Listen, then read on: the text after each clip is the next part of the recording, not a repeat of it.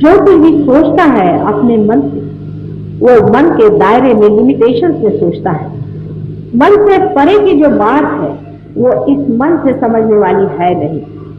अब जैसा मेरा भाषण भी है, ये भी आपके लिए सिर्फ बातचीत ही है, ये भी एक बातचीत ही है, क्योंकि इस बातचीत से आप उस परमात्मा को नहीं जानते। जितनी भी इस पर मैं बात करती जाऊं उतने ही आपके मन पे इसका बोझा बनता है। अगर मैं कहूं कि कोई बोझा में रखो तो उसका भी बोझा बनते जाएगा। इसी तरह की व्यवस्था परमात्मा ने हमारे अंदर कर दी है कि मन से हम जो भी करेंगे सो बोझी हो जाएगा, और उस बोझे के नीचे हम दबे हुए उड़ नहीं सकते वहां पर जहां पर हमें जाना है। इसीलिए खोज आज तक अधूरी ही रही है। लेकिन नवनिर्माण की बात मैं आपसे करने वाली, सिर्फ बात ही नहीं, इसका आविष्कार जो कि खोज निकला है।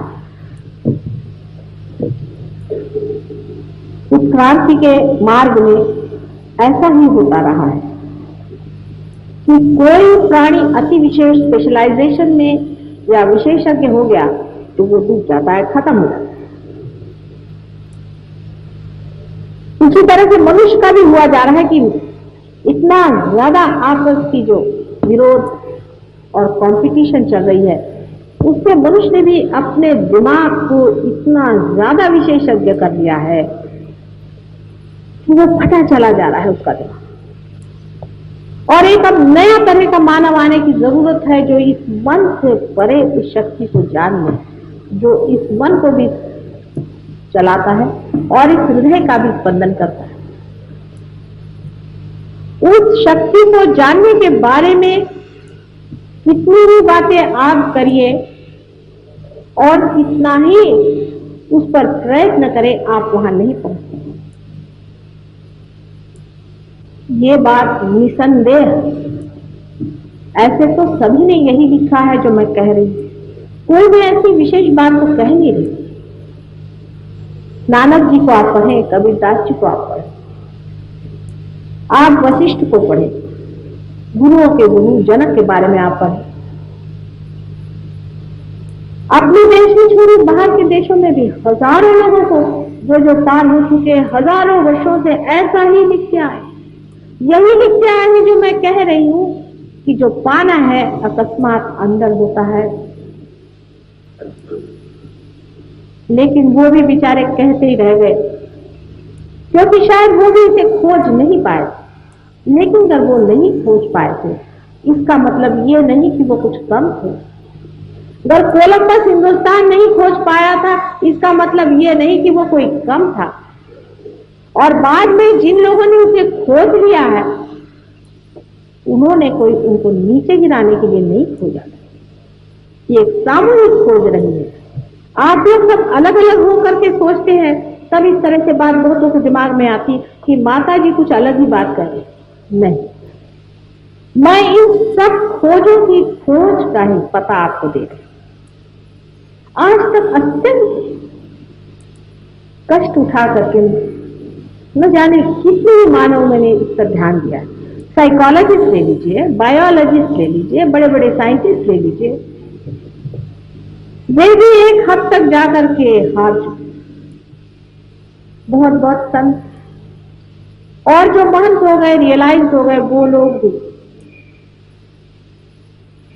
पा लिया लेकिन दे नहीं पाए। इसका कारण समय। परमात्मा के लिए समय अनंत है। हम लोग उसे ऐसा सोचते हैं कि जो लोग पीछे हो गए और जो लोग आगे हो गए, जो मर गए तो बड़े हो गए। कौन मरा है, मैं ये पूछना चाहती हूँ। कोई मरता ही। जितने भी मरते हैं परलोक में बैठते हैं और वापस यहाँ लौट आते हैं, फिर परलोक में बैठते वापस यहाँ लौट आते हैं। प्राणी मात्र से कुछ कुछ लोग मनुष्य हो जाते हैं, लेकिन अधिकतर मनुष्य परलोक से वापस यहाँ पर और यहाँ से फिर परलोक। यही आना जाना लगा हुआ है, कोई मरता नहीं। तो हो सकता है कि आप में से जो आज यहाँ बैठे हुए लोग हैं, ये भी जन्म जन्मांतर की खोज लिए हुए आज यहाँ पहुंचे हुए हैं और वो पा सकते हैं। और अगर आप पा सकते हैं तो उसमें इतना वाद विवाद क्यों? एक साधारण सी बात जो मुझे बड़ी बचकाना सी लगी, बहुत ही बचकाना सी बात है कि लोग हर एक चीज का राजकारण बना लेते हैं। एक माँ खाना खाने को दे रही है, उसका भी राजकारण बनाने से कैसे कार्य बनेगा? ये राजकारण नहीं है, ये सत्य है, ये तथ्य है। ये बहुत बड़ी खोज हुई है।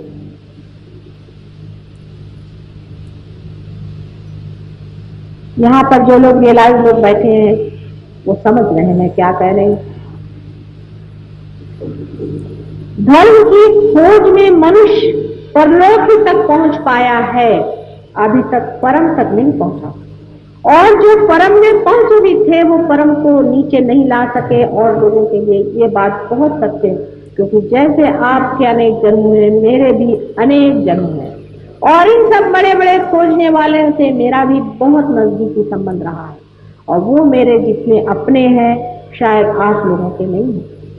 जो लोग बड़े बड़े झंडे लगाते हैं कि हम मुसलमान हैं, हिंदू हैं, ये हैं, वो हैं, वो सिर्फ एक वकीली लेकर के झूठ मूठ की आए। उनके पास कोई भी गारंटी नहीं है कि पिछले जन्म में हो सकता है जो हिंदू था वो मुसलमान रहा हो, जो मुसलमान हो वो ईसाई रहा हो। जब जन्म जन्मांतर की बात है, जब अनंत की बात, तो सोचना भी उसी लेवल पे, उसी स्तर पे होगा।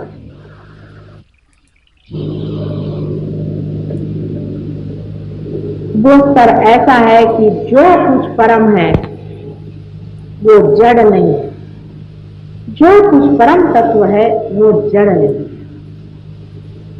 जो कुछ सकी है वो ग्रोथ नहीं, जो कुछ सूक्ष्म है वो जड़ नहीं। इस बात को आप ठीक से समझिए। वो जड़ में प्रकाशित हो सकता है, किंतु परम जड़ में इंटरेस्टेड नहीं है, उसमें कोई दिलचस्पी नहीं है। जैसे कि बहुत से लोग मुझे बताते हैं कि साधु संत थे, वो परमात्मा से कुछ मांग रहे थे और उनको परमात्मा ने दे दिया होगा, लेकिन परमात्मा ने नहीं दिया, ये मैं बता सकती। परमात्मा को इसमें कोई भी इंटरेस्ट नहीं है कि आपके इतने बच्चे पैदा हो जाए, कि आपको जमीन मिल जाए, आपको घर मिल जाए, आपको दुनिया भर की ऐशो आराम मिल जाए। इसमें परमात्मा को कोई भी इंटरेस्ट नहीं। हमने परमात्मा को समझने में ही गलती कर दी है। परम तत्व को परम ही देने में इंटरेस्ट है, ये बात आप लिख कर रखें। और इस पर भी लोग सब बात करते हैं कि परम तत्व जो है वो कुंडलिनी योग से पाया जाता है, ऐसा भी बहुत लोग लिख करके कर। लेकिन कुंडलिनी योग से सिद्धि पाई जाती है, ऐसी बात कहीं भी लिखी नहीं गई। हाँ, लेकिन जिन्होंने सिद्धियां पाई है वो यही लिखते हैं कि कुंडलिनी से सिद्धियां आनी चाहिए, कभी भी नहीं। कुंडलिनी आपकी मां आपके अंदर बैठी हुई है आपको पुनर्जन्म देने के लिए।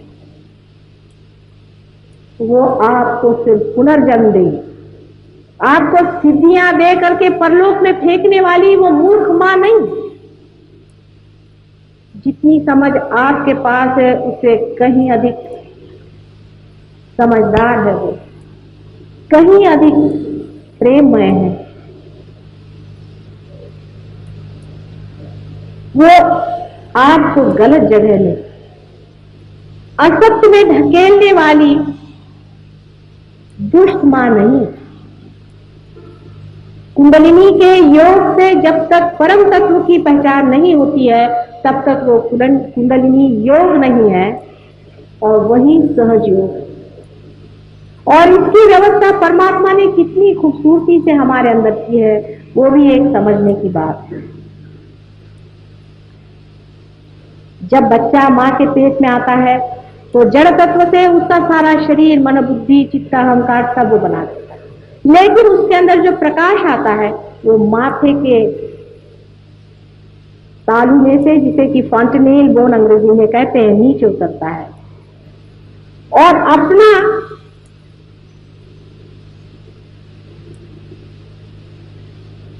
ब्रेन, मस्तिष्क, जिसका आकार त्रिकोणाकार एक प्रिज्म के जैसा है, उसमें से यही शक्ति गुजरते वक्त 3 हिस्सों में बट जाती है। ये सब परमात्मा ने किस खूबी से किया है, ये जानने के लिए यहां पर कोई डॉक्टर हो तो वो समझ सकता है। इसी को हम सिंपैथेटिक और पैरासिम्पैथेटिक नर्वस सिस्टम कहते हैं। हमारे शरीर के अंदर 2 ऐसी शक्तियां विराजमान हैं कि जिसके बारे में हम बहुत कुछ कम जानते हैं और जिसके बारे में हमें पता लगाने में बड़ी दिक्कतें होती हैं, खास करके पैरासिम्पैथेटिक नर्वस सिस्टम। अपने योग शास्त्र में इसे सुषुम्ना और ईड़ा और पिंगला ऐसी 2 सिस्टम्स बताएंगे। ईड़ा और पिंगला ये दोनों ही अपने शरीर में सिंपैथेटिक नर्वस सिस्टम का उद्भव करते हैं, माने उसका जड़ तत्व जो है वो सिंपैथेटिक नर्वस सिस्टम। अब ऐसा समझ लें कि परमात्मा ये पेट्रोल अपने सर में यहां से भर देते हैं और पेट्रोल भरते वक्त वो कुछ ऐसी घटना घटित होती है कि प्रिज्म के अंदर से गुजरने वाले उनके किरण आपस में इस तरह से आ करके और फिर मुड़ जाते हैं, जिसे डिफ्लेक्ट होना कहते हैं, और फिर नीचे जा करके उनकी ईड़ा और पिंगला ऐसी 2 नाड़ियां बनती हैं और जो बराबर बीचों बीच शिखर पे थे, बीचों बीच उतरने वाले किरण आपकी कुंडलिनी बन करके